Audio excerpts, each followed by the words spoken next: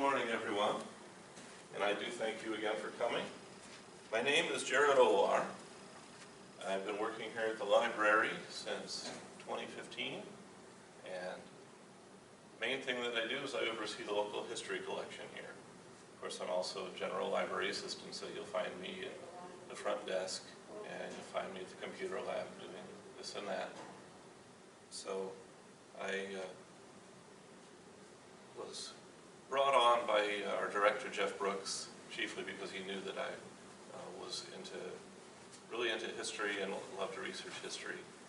So he thought I'd be an asset here. I just like getting paid for doing things that I would be doing anyway.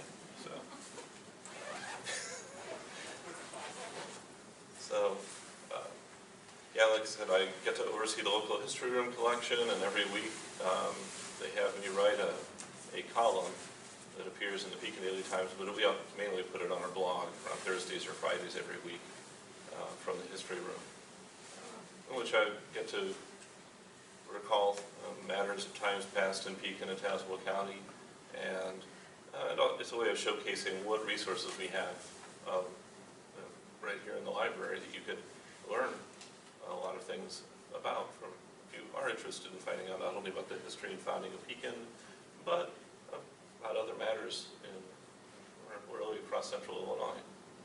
So again, I do thank you for coming. So I call this Happy Birthday Pekin. And we see the date here, January 19th, 1830. So I'm going to go ahead and get into a program here to explain why we've got that date as Pekin's birthday. It's a date that we've only really known about for a few years, as I'll explain. Thank you all for coming, and I think there might be one or two printouts of the programs if you want to have them just over there. You can take that with you after we're done, and follow along in case I end up going too fast. Well, I'll go ahead and get started.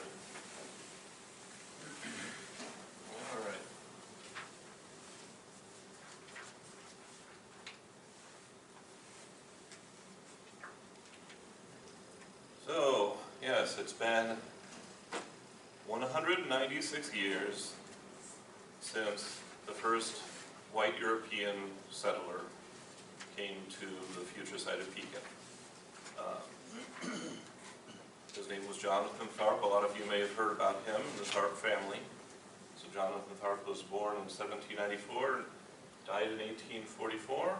So he came to Pekin in that year, in the year of 1824. He and another fellow of the name of Eggers, if I recall correctly, had decided to go and try to create some homesteads there. The U.S. Congress had recently passed some land laws which made it possible for you to get land cheap in Illinois. And so some folks who are further out east, maybe they weren't having very good luck over there, and they decided to go and push out further west, come out here to Illinois, the Wild West. And so Jonathan Tharp was the first one to actually put down a permanent homestead right here in the future site of Pekin. As I said, his log cabin was at the foot of Broadway, just about where the old Franklin School is. That building is still there, just that corner, or just maybe across the street, across from Front Street. That general area is where his cabin was. So I mentioned how these early events of Pekin's history they've been documented in books, newspapers, photographs. A lot of these things things that happened in the past have been forgotten, a lot's been remembered. So even what has been recorded, it often suffers from gaps of detail. They're of interest to us today, but they didn't seem important enough to our ancestors to write it down. There were a lot of people back at those days probably figured, oh, everybody knows about that stuff. It happens to us today as well. Everybody knows these things. Before you know it, everybody who knew it is gone. And nobody bothered to write it down. Sometimes they wrote it down and it was lost. So I'm going to go ahead and give you an overview of what we know about the founding of Pekin, how this city got its start.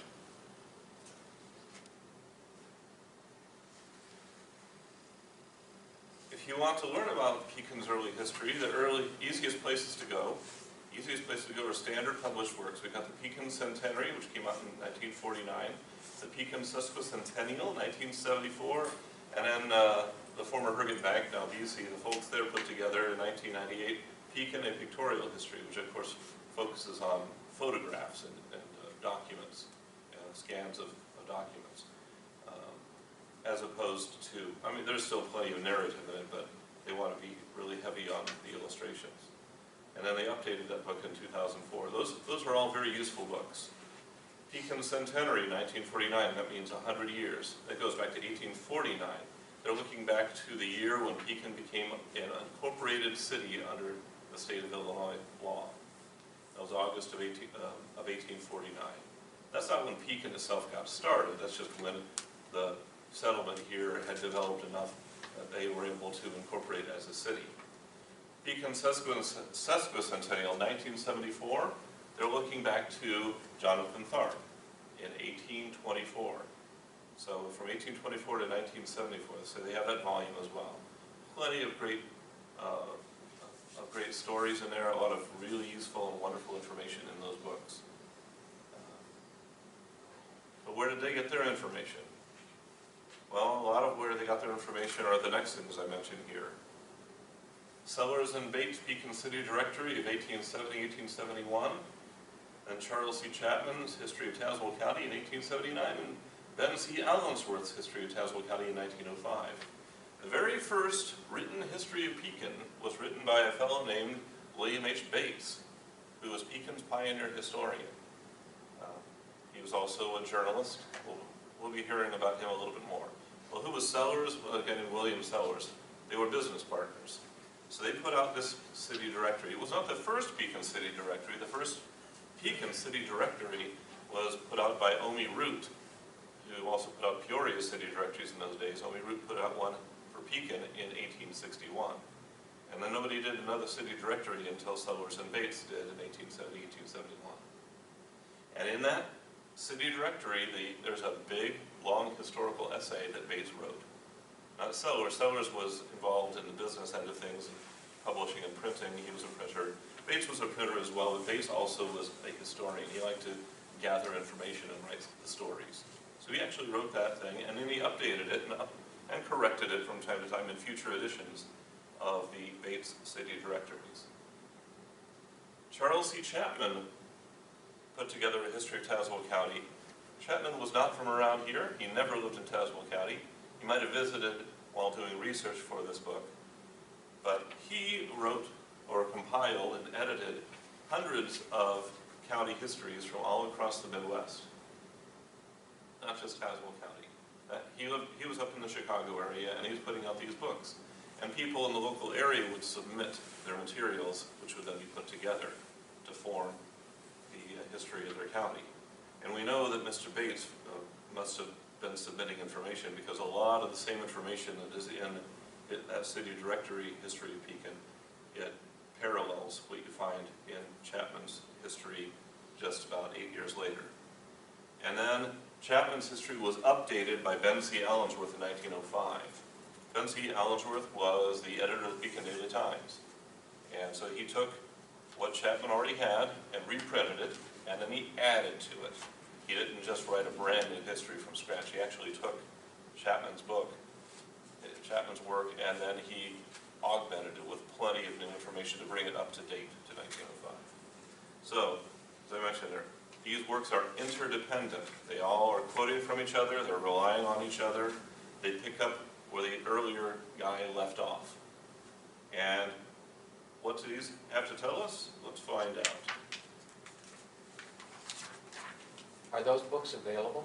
They are. We have them in our collection.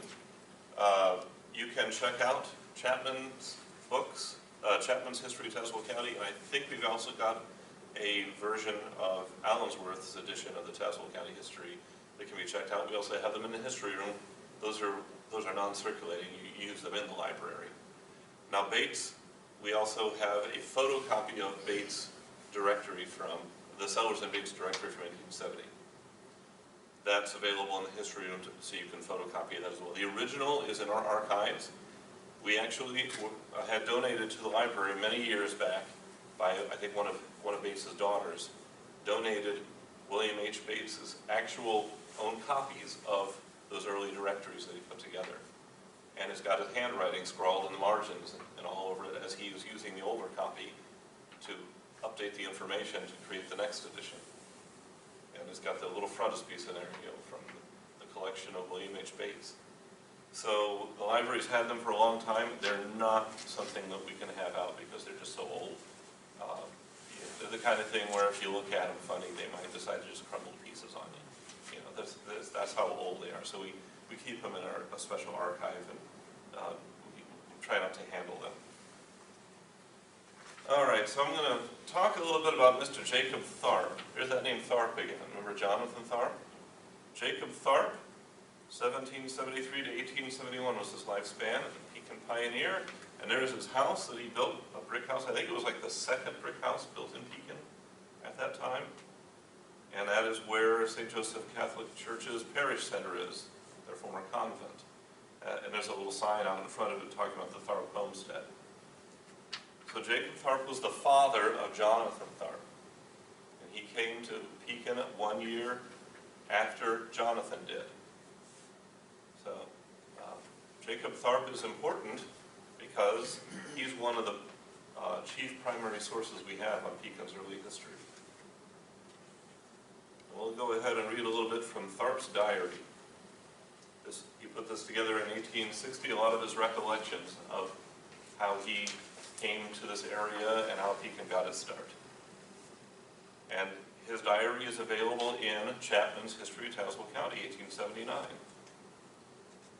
Now, the Tharps came from Ohio, and several other early families of Pekin came from Ohio as well. Came to the future side of Pekin in 1825, 1 year after his son Jonathan. So, this is only 30 years after the fact, 30 years after Pekin gets started. He's writing down the story of Pekin's founding, of Pekin, how Pekin got going. So he's an important source because he was there. And this is only 3 decades after the fact. That's not too bad. His memory he might not have remembered everything exactly correctly, but he still was a witness. And so this is a pretty reliable source. And you go to Chapman's book, pages 562 to 565, and he just quotes what Tharp wrote word for word. And in addition to Tharp's account, Chapman, for his history of Pekin, he relies on the Sellers and Bates history that I mentioned. Okay, so let's go ahead and read a little bit from Tharp's diary. I don't quote this, but Tharp mentions how he'd had some bad luck in Ohio, and he figured, I'm going to try it again further west. So the next thing he mentions is that Jonathan Tharp, my son, built the first house ever erected in the city of Pekin in 1824 on the spot now occupied by Joshua Wagon Seller's residence. That residence is long gone. If you want to see what it looked like, go down to the local history room and the display there. There's some image, there's a picture and map showing where they used to be. Jonathan's farm embraced the land now covered by our heaviest business houses.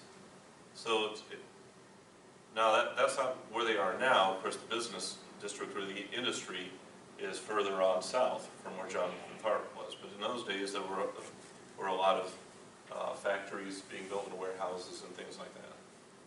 At the time of my arrival, Jonathan was the only occupant. I soon built my cabin, placing it about halfway between Joshua Wagon Seller's house and the present landing at the river. That is the same landing we have today. That's the foot of Court Street. So somewhere between the foot of Court Street and Broadway is about where Jacob Tharp put his original cabin. And of course, we know that he later moved out to where the St. Joseph's Parish Center is located. In the summer of 1827, the first consignment of goods was sent to Pekin by one Mordecai Mobley, the land auctioneer. I received them and so won the honor of being the first commissioned merchant. Major Cromwell came in 1829. That's Nathan Cromwell. His family is from Virginia. The inhabitants then consisted of Cromwell, Hawley, Haynes, Dr. John Warner, the two Hyatts, Jonathan Tharp, and myself. Now, he's not including the wives and kids that they have. There were some, besides Jonathan Tharp, Jacob Tharp had a few other sons who also came along at that time. And they were all living all close by. Mr. Clark made a raft of hewed puncheons and started the ferry, placing a stake just below the present ferry landing to mark his claim. Again, that's pretty close to about where the old pylons are at the riverfront park. He's mentioning these folks, but he's not telling their last names. You know, I added the Mordecai for Mobley. He just says by one Mobley. I found out from another source that his name was Mordecai. But he's mentioning Cromwell, Hawley, Haynes, the two Hyatts. He's not giving their first names because in those days, again, everybody knew who he was talking about. And if you read a little bit further on, he'll actually give some of their first names. So we'll continue with that. Now he's talking about the early days of Pekin. Pioneer settlement. We'll talk about log cabins being built and land being cleared.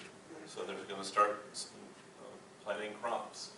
And they're going to start this settlement here.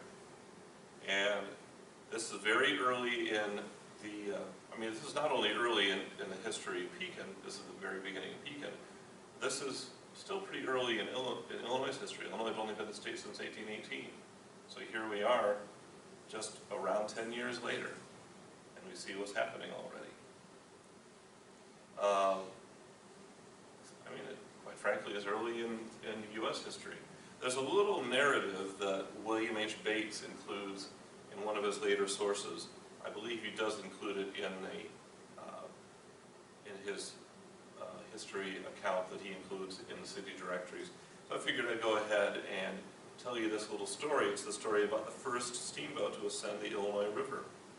It landed at Town Site because Pekin didn't have a name initially.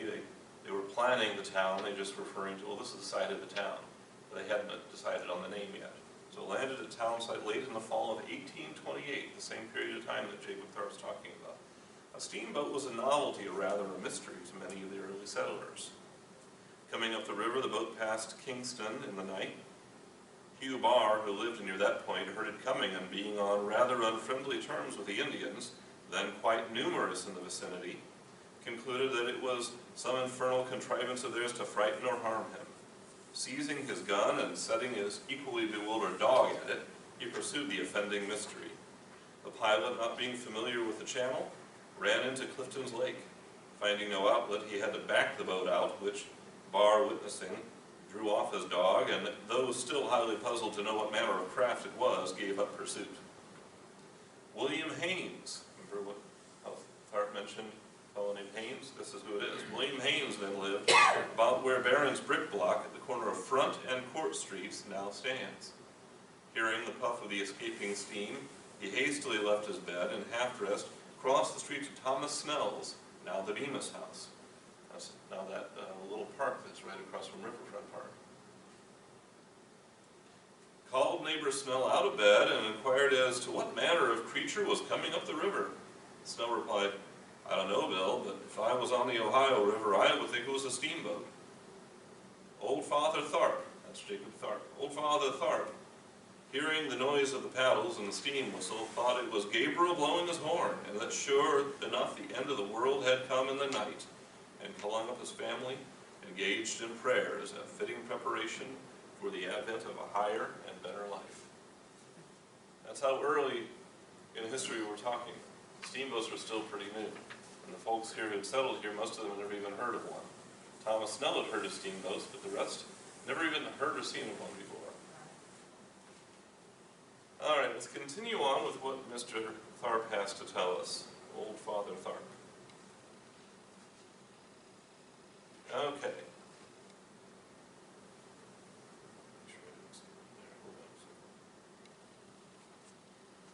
Okay, so the folks have,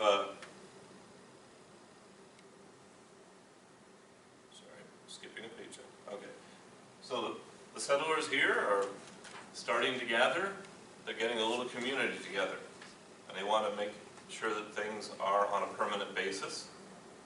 So they want to make sure, for example, the land that they're on, that they have title to it, and so they have to make sure that their land sales are registered. They go down to the state capitol in Springfield to do all this. And this is how Tharp tells the story. When the land sales were held at Springfield, there were several claimants for the Pekin town site. On the first day of the sale, the bidding ran high, and the land was knocked down to William Haynes at $20 an acre. There's William Haynes again. But he did not comply with the regulations of the sale, and on the second day, the same tract was sold for $100 per acre. The buyer again failed to comply, and the tract was once more offered on the third day. A man in Springfield named Harrington, I've never been able to find out what Mr. Harrington's first name is, had in the meantime a deadly quarrel with Major Isaac Perkins. He was another settler in the Pekin area, one of the principal claimants, growing out of some delicate question. Those were chivalrous days, and he determined on revenge, so he placed himself near the auctioneer, armed to the eyebrows, and when the coveted tract was put up, he bid $1.25 an acre and swore he would blow out any man's brains who offered a higher bid. Major Perkins was stalking around the room, armed for battle and hunting blood. There was immense excitement and death was felt in the atmosphere, but the tract was knocked down to Harrington. He complied with the regulations and walked out feeling sublime, but the Major and his friends captured the usurper, conveyed him to a room, and persuaded him to make out deeds for the prize. From these papers, the original title is derived. What a wonderful story. Like I said, it was kind of Wild Westy back then.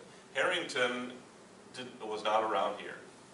Perkins and Haynes, these others, they're the actual settlers who want to make sure they secure the land. Harrington was going to do some land speculation. He was going to snatch up the land and then sell it to the people who were already living on there and make a pretty penny. What kind of things would these people be doing to make a living? In those days, they would be, most of them were farmers. So they're raising crops and selling them. They would have probably had, like I said, Jacob Tharp talked about merchandise coming up the river. Mordecai Mobley bringing up merchandise which Tharp acquires that could be sold again to the settlers in the area. So we have the beginnings of business going on. But mainly these were farmers, and they needed to get their stuff to market. So we have this rather tense story that Jacob Tharp tells, a rather lively way of getting Pekin started, where one guy wanted the land and the other settler said, no, you're not going to have it. He doesn't say exactly how they persuaded them, how they persuaded Mr. Harrington, but presumably involved firearms, probably to the skull, perhaps even the butt of a gun.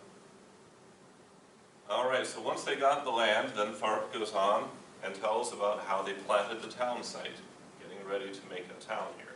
In the spring of 1830, the proprietors surveyed and laid out the town.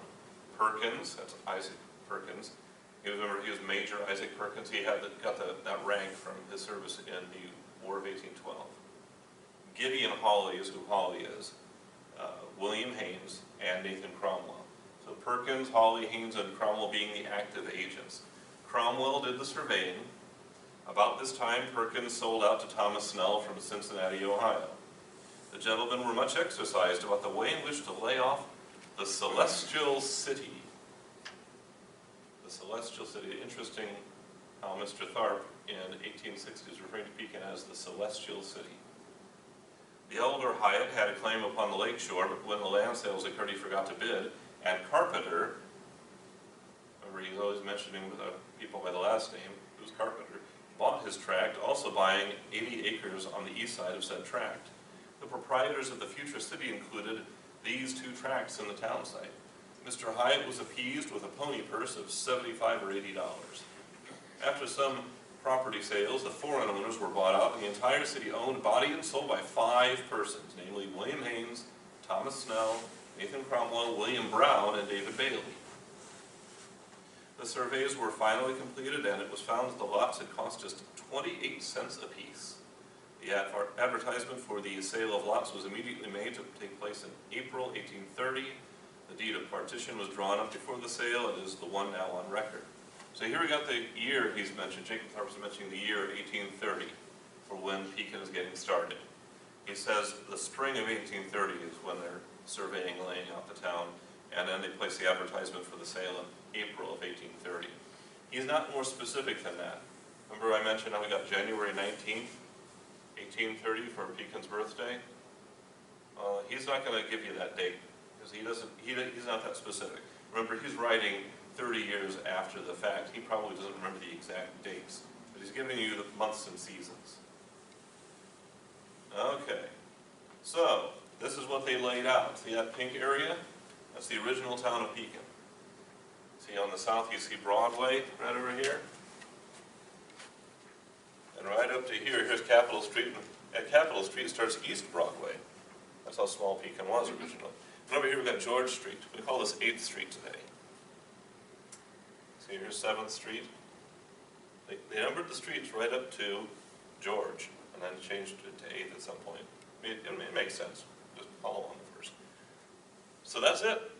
That was what they started with. That's what they platted, and they laid out their lots. And that's the original heart of Pekin. That, of course, I mentioned that map is from 1873. There's an atlas which we've got down in the history room. I don't believe that. I'm not sure if there's a copy available to check out in the 900 section of nonfiction. But go ahead and check there as well. But we, at the very least, we have some atlases in the history room which you can scan or photocopy. And that map comes from that 1873 map of Pekin. All right. So we move on from Mr. Tharp to the other big early source for Pekin's history, Sellers and Bates directory. Who were Sellers and Bates? Here's William W. Sellers, 1833 to 1872. You see, he kind of died rather young. Actually, he died of a heart attack. He was a journalist, a book and newspaper publisher, and a local politician. In those days, newspapers were mostly the businesses of politicians, so where they could be their mouthpieces. We have other ways of doing it now, although political news gets in the paper as well. But in those days, they were, whatever party you were going to be putting out a newspaper. So you have things like newspapers that will have either Republican or Democrat or Free Soiler in their title. So Mr. Sellers came to Pekin in November 1863. That he purchased the Tazewell County Republican newspaper. He served as mayor of Pekin, 1865 to 1866. In those days, mayors only had one-year terms. He became a Pekin postmaster. That's a federal appointment. And then he was elected to the Illinois General Assembly in the fall of 1866. His business partner was William H. Bates, a bit younger, 1840 to 1930. Well-known journalist, book and newspaper publisher, and local historian. Compiler of the old Bates city directories of Pekin, Bates wrote the Pekin history that first appeared in the 1870-71 directory and then in subsequent editions of the directory. They ran their printing business from a building at about the present site of the former Pekin Daily Times offices. That is the former Rick's TV building on Court Street. Those buildings, of course, are all gone now, but that was originally the Pekin post office block. That's where the post office was at one point. It was known as the post office block. And one of those buildings in the post office block is where the Tazewell County Republican had its offices and Sellers and Bates had the printing business. And here is something from that 1870-71 city directory, the original one that we have in our archives. I went ahead and scanned this page. This is an advertisement for the business. Again, ye Celestials, referring to the people of Pekin as Celestials. Remember, Jacob Tharp referred to Pekin as the Celestial City. The book and job printing Sellers and Bates.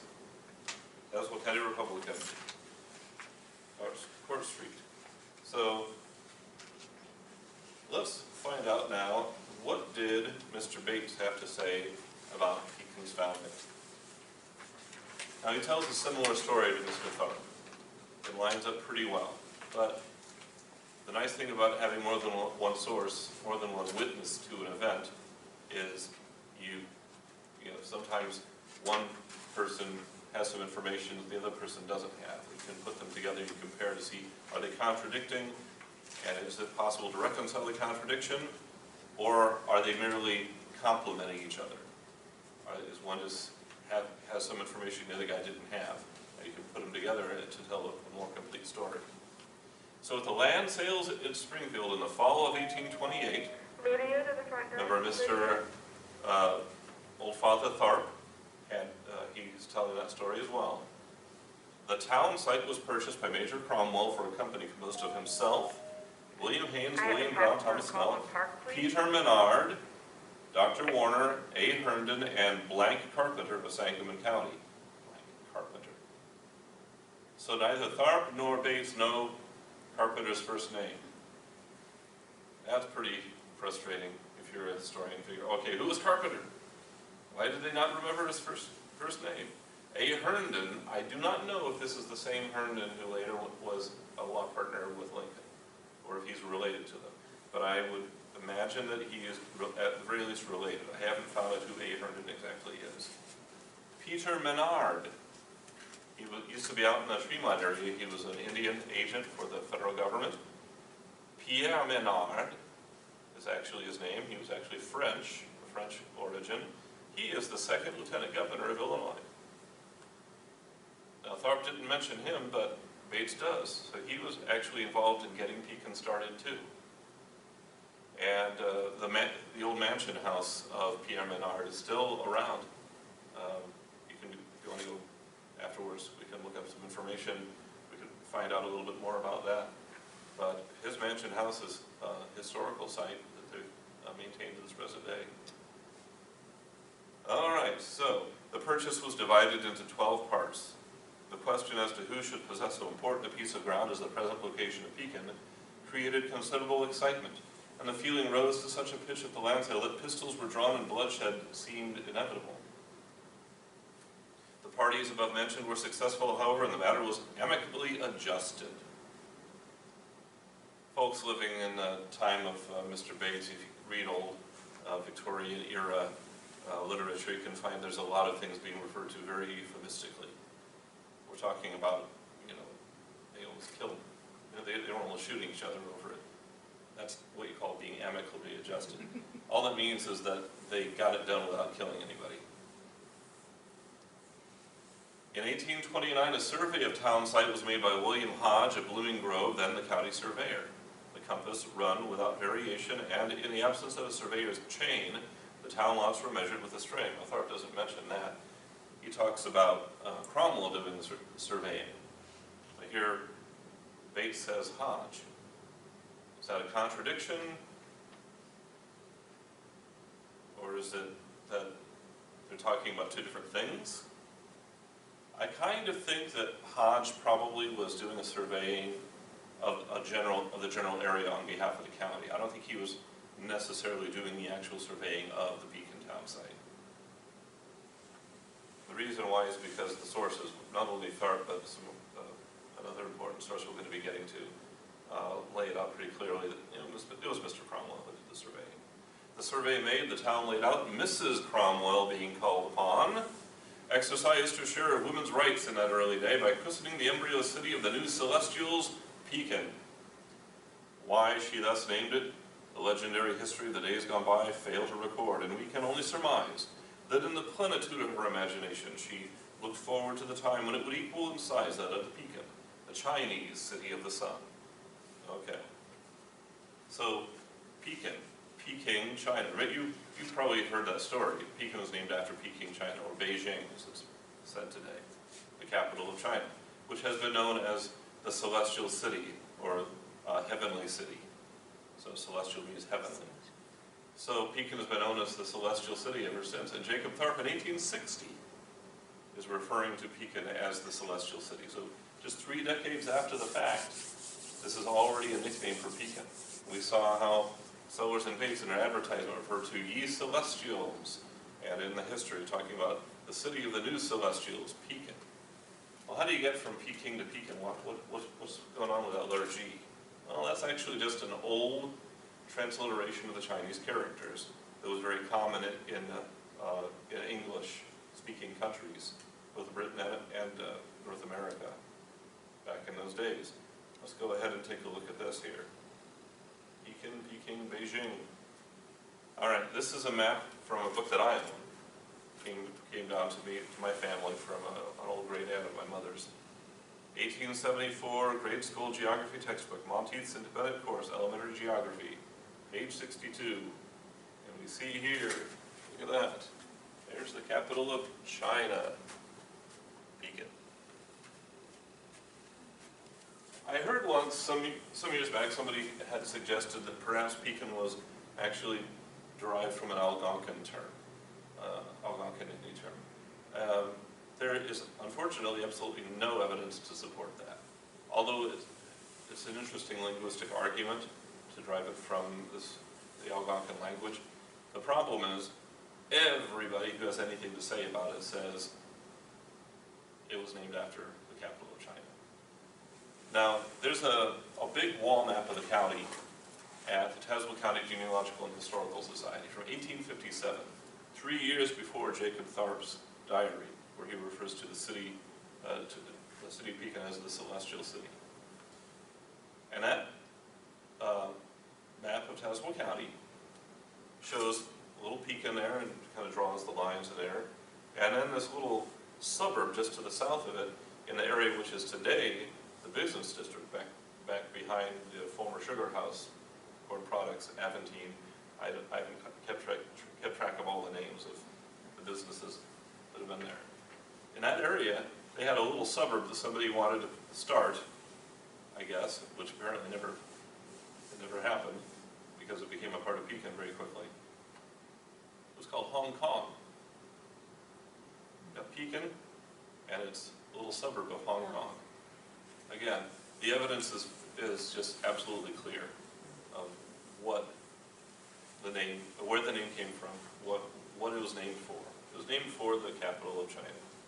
Was Canton, Illinois supposedly named after? Yeah, now Canton, again, that's another Chinese name. That's further west of here, of course.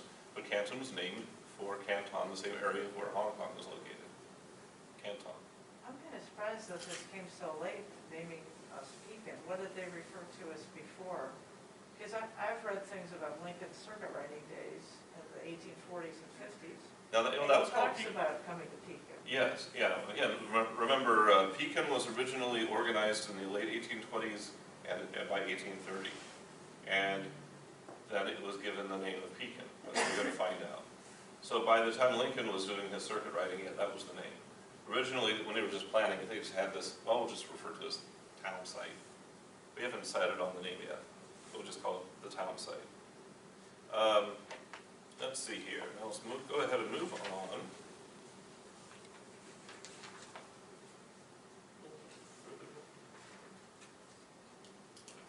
Okay, we can put the two sources together. Old Father Tharp and William Bates, what they tell us about Pekin's founding. Jonathan Thorpe was the first settler, 1824. They agree on that. After a near-violent altercation, the site of Pekin was purchased by a settlers' company at Springfield, at a Springfield land auction in the fall of 1828. They agree on that. Town site surveyed and platted in 1829, Bates says, or spring 1830, Tharp, by William Hodge, county surveyor. Or is it Nathan Cromwell, as we'll be talking about that in a little bit. The sale of lots took place in April of 1830. Nathan Cromwell's wife, her name was Mrs. Anne Eliza Cromwell, chose the name of Pekin, after China's celestial city, Peking, Beijing. Tharp in 1860 doesn't tell of the naming of Pekin, but he does refer to Pekin as the celestial city. Anne Eliza Cromwell, by the way, you might recognize that name. There's a street in downtown Pekin, Anne Eliza. It's named after her. There's all those women, feminine named streets along there. They were all named after the wives and daughters of the original settlers of Pekin.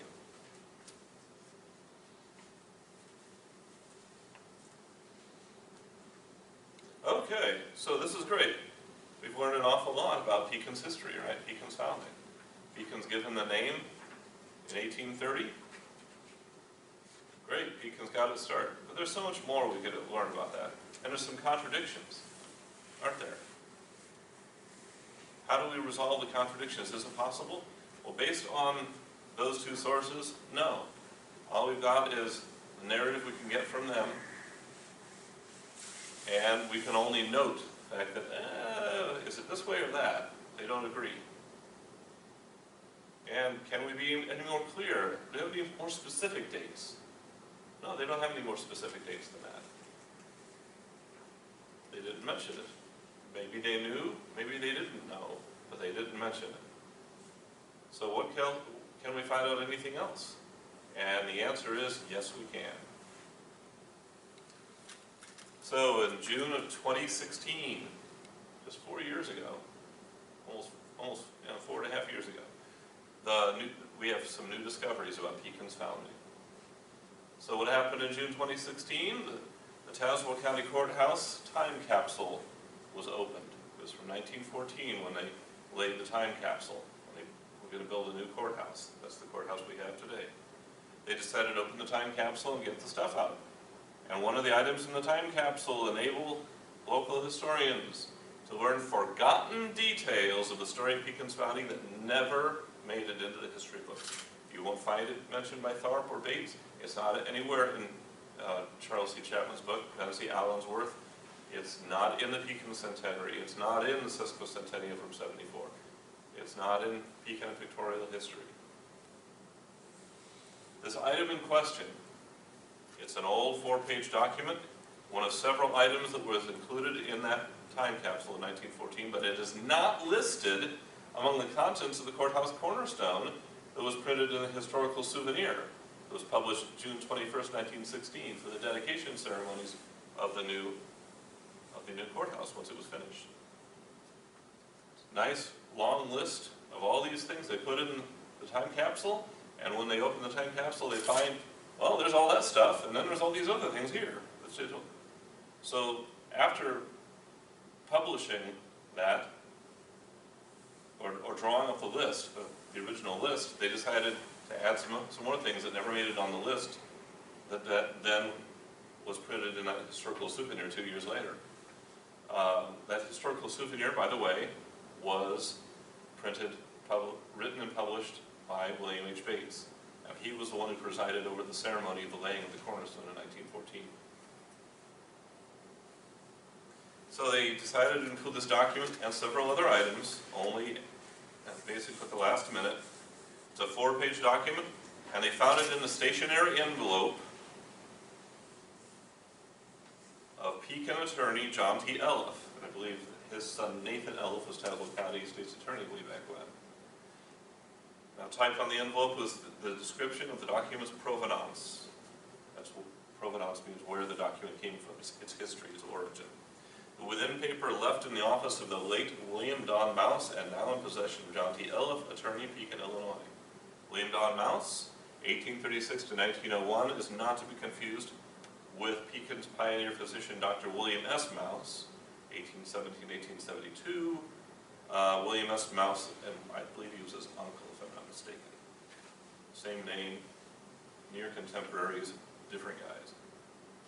So William Don Mouse came to Tazewell County in 1847, moved to Pekin in 1854, became an attorney in 1857, and later served as a county judge in the 1860s.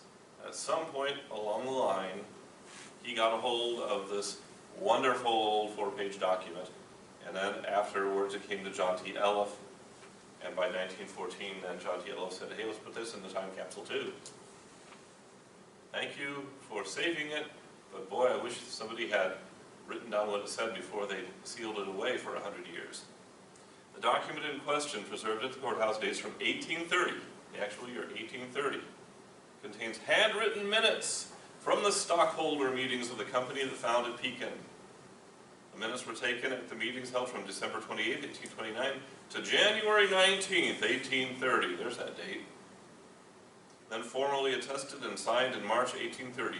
Those dates line up fairly well with the accounts of Tharp and Bates. Now let's take a close look at what we can learn from this glorious document. Okay, what they say and what they don't say.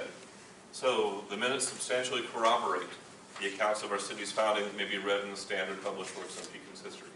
Some of the specific traditions about Pekin's founding are not substantiated by the minutes, which is not the same thing as contradicted. Not substantiated does not mean contradicted. All that means is that it doesn't mention the stuff. It doesn't mean that it didn't happen that way. It's just that the minutes don't mention it. Other quite interesting details mentioned in the minutes go unmentioned in the standard Pekin histories and their sources. Many of the details in Bates' account are supported by the testimony of the minutes. Many others of which Bates tells aren't mentioned in the minutes at all. For example, the names of company members Cromwell, Haynes, Brown, Menard, and Carpenter appear in the minutes, which give Carpenter's first name as William. Thank you! Do we know what Carpenter's first name is now? William! How you doing, Bill?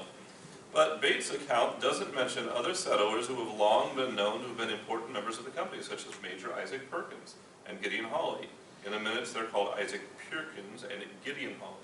Now, in the 1830s, 1820s, 1830s, the idea that you should only spell words one way was still relatively new. Not everybody had been converted to that religion yet. That was a religion that was invented in the 1700s when people started printing dictionaries. Say, well, you know what, we should start making standardized spelling. Well, let's just spell that word and that name one way from now on, okay? And so you'll find in documents, sometimes in old documents from medieval times on down to that time, you're going to find some of these names spelled like 3 different ways on the same page. Really annoying. I like it better this way. The minutes do not mention the skirmish with Mr. Harrington at the Springfield land sale, which may have happened over a year earlier. So we would expect the Harrington thing to be mentioned because of when these minutes were written down and what the minutes are for, what they were recording. The land sale had happened about a year earlier, so we don't need to worry about that. The fact that Tharp and Bates both mention it, it's a pretty solid story. We can trust that the story really did happen. The minutes merely state that the land be surveyed and laid out into lots, and that Major Nathan Cromwell was appointed to survey said parcels of land and lay it off into town plat and form as the commissioners present did devise and agree upon. So, the minutes say Nathan Cromwell. Tharp says Nathan Cromwell. Bates says William Hodge. Bates is the odd man out. So I think we can be pretty clear that it was Nathan Cromwell who did the surveying. William Hodge probably did some surveying, but that might not have been the surveying that we're talking about here. That's my speculation. We can't really be sure about all that. Again, we weren't there, but based on the information we got, we can speculate. We can make some guesses.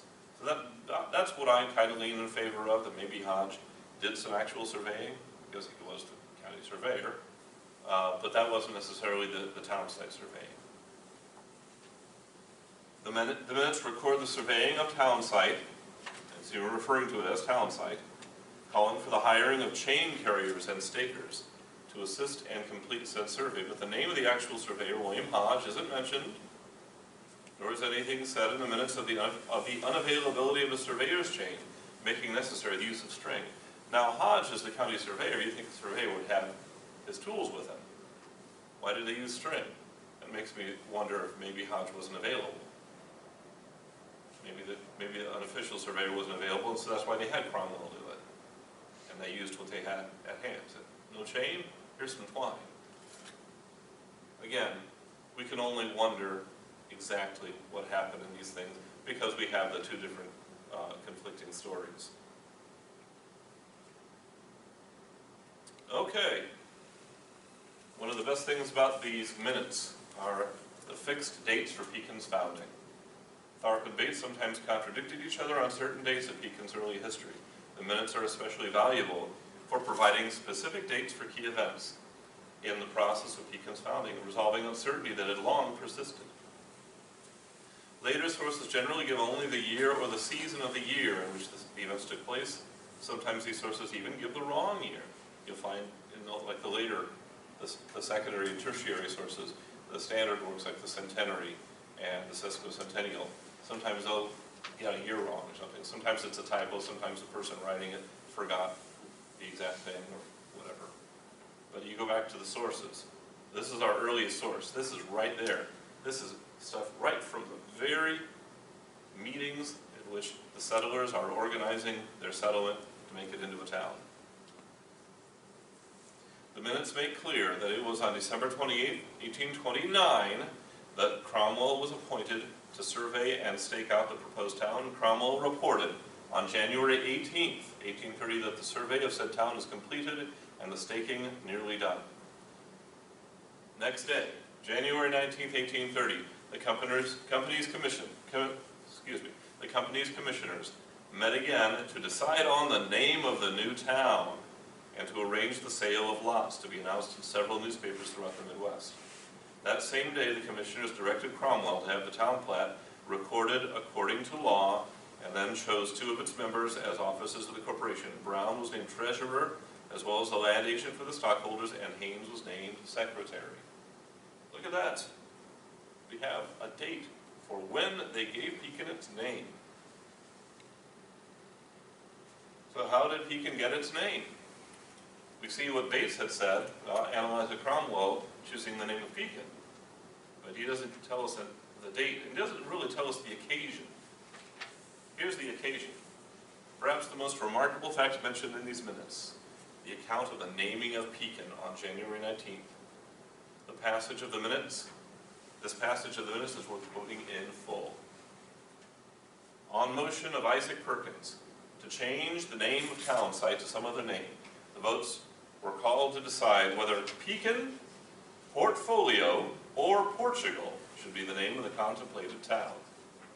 And after the votes being legally taken and counted, it appeared that a large majority announced the name of said town to be forever hereafter known by the name of Pekin. There we go. So the minutes don't mention Analyzer Cromwell. Is that wrong? Was Bates wrong? It doesn't. The minutes don't tell us anything about Analyzer Cromwell. That doesn't mean that it wasn't her idea. It says these are the names that were put forward by settlers: Pekin, Portfolio, and Portugal. Doesn't say who favored those, who submitted them. Say, I move Pekin, or whatever. Vote on. Okay.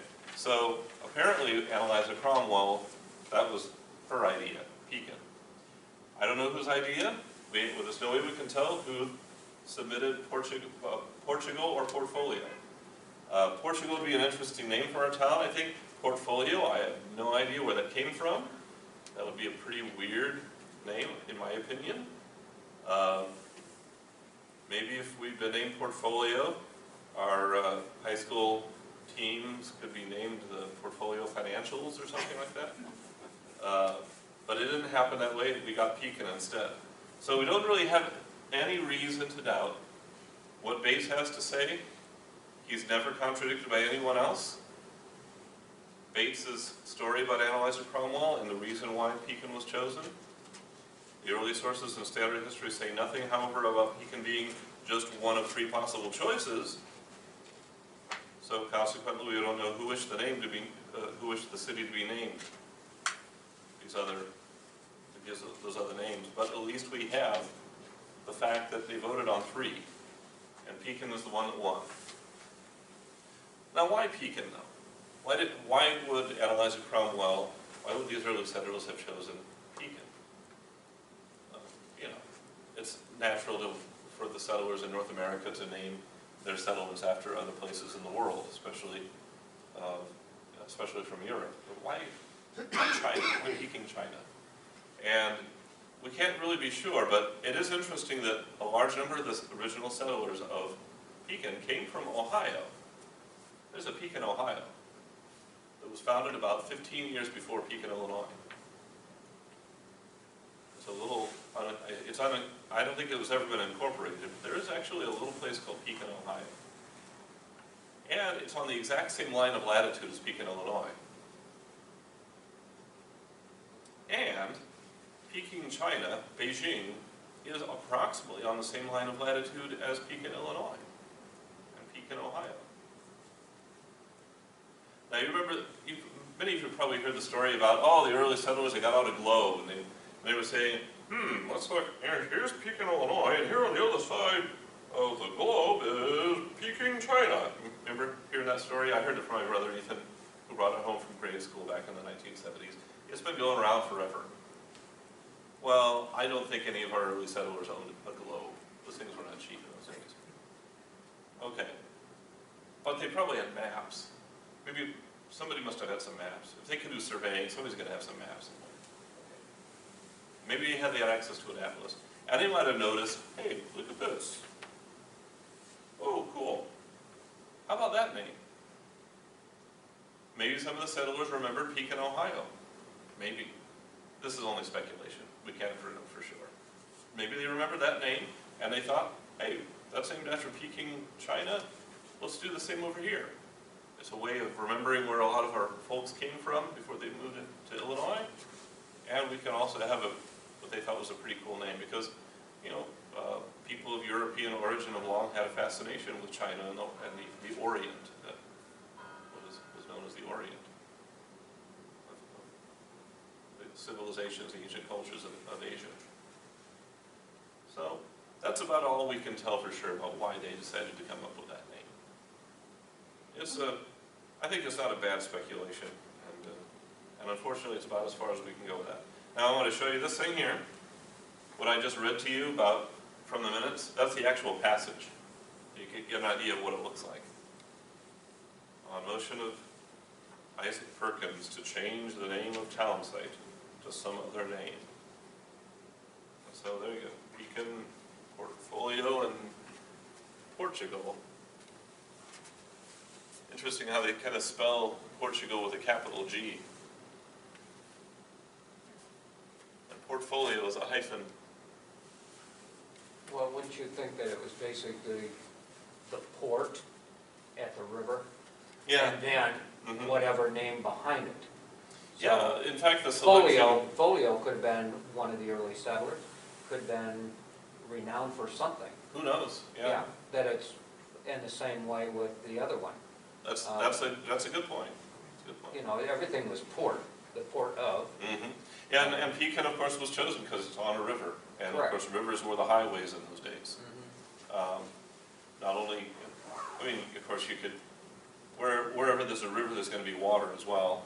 Right. So you can have water for your animals and even water to drink, although people in those days knew that it wasn't always safe to drink water because it could be polluted, to have disease in there. Yeah. And so they would usually drink whiskey instead. But other communities, the community I grew up in is called Freeport. And it got its name because it was one of the few free operating ports in northern Illinois, so it became Freeport. Makes sense. It makes sense. You'll find, of course, in the history of the settlement of North America, as the Europeans came in, they would find places to live, and they would usually end up finding out where the natives were living, where the Native Americans were, because they usually knew good places to camp, where there would be food and water.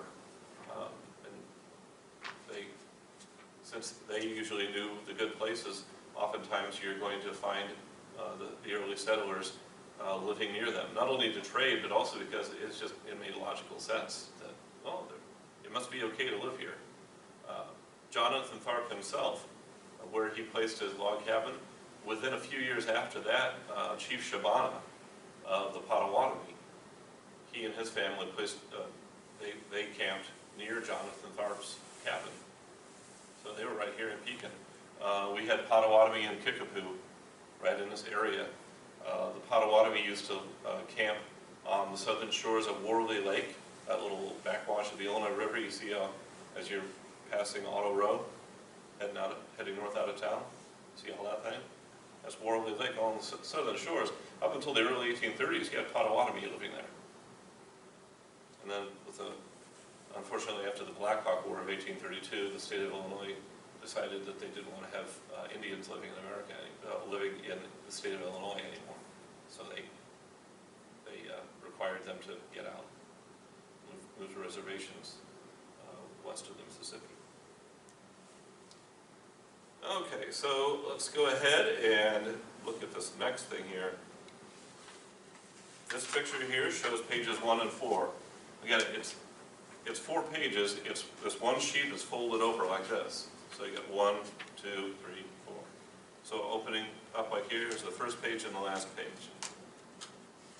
And one last thing here I'll show you is the other. Here's pages 2 and 3, this is the inside. These pictures were taken at the time of the opening of the time capsule at the courthouse. And Courtney Eaton, who was in charge of those things, she oversaw that display at the courthouse. She kindly allowed us to take some pictures. And Mr. David Perkins, formerly of Pekin, he and Connie, I think lived out in Tennessee now, if I remember right. Mr. Perkins was there with me, and he kindly positioned the page and made sure that it was laying flat enough, and so I was able to take some pictures. And that's where that comes from. Now you see that big black splotch there. It was something of a seal that was put on the document, and unfortunately it blots out part of the writing down here. See, it's actually part of the writing. You can see this part of it, and you can kind of speculate about what it says under here. But unfortunately, there's just no way to even see that right there. But otherwise, the document is in excellent shape, excellent condition, and they're preserving it over there at the courthouse with all the rest of the contents of the courthouse cornerstone. And thanks to that document being saved in the cornerstone, we were able to complete the story, as it were. Now, of course, there's still plenty more that we would love to know about Pekin's founding, which we'll probably never know, we can only guess about. But this actually gives us some dates, fills in some of the names, it confirms some of the things that had long been said about Pekin's founding, and it corrects a few things that had previously been said. So this document is absolutely wonderful, and thanks to that, we've got a birth date for Pekin. Pekin's birthday, January 19th, 1830, and so we can say, happy birthday, Pekin. And I thank you again for coming to our presentation today. I've really enjoyed doing this. This is something that I like to do, to be able to look into older things and find out the old stories about where we came from, why we are the way we are, why we do the things that we do now. And so it's nice to be able to share those old stories, things that have been forgotten, things that are half remembered, and bring them out again, shake the dust off of them and say, hey, folks, look at that. If you have any questions, I'd be happy to take some now. Otherwise, again, thank you very much for coming on out. I hope you have a great rest of the day. Stay warm. At least we got some sunshine, but it's definitely January out there.